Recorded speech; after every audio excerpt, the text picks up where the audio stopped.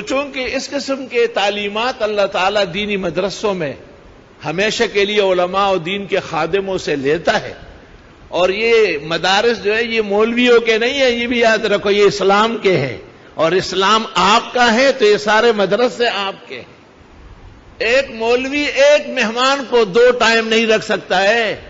پہلے ٹائم پہ بڑے زور و شور سے بریانی اور فیرنی اور قورمہ کھلا دے گا، دوسرے ٹائم میں دال و آلو آ جائیں گے، تیسرے ٹائم میں ان سے پوچھیں گے کہ کشتی بھی تیار ہے تو روٹی بھی تیار ہے۔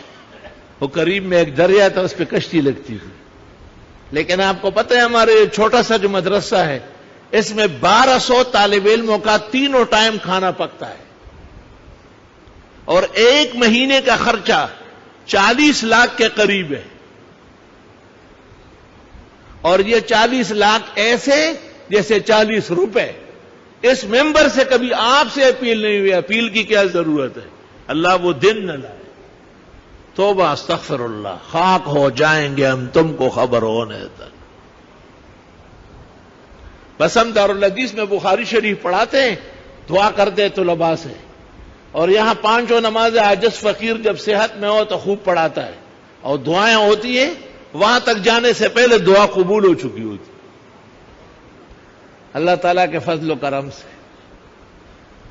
اور اس میں ہم اکیلے نہیں ہیں، آپ سب برابر کے شریک ہیں الحمدللہ۔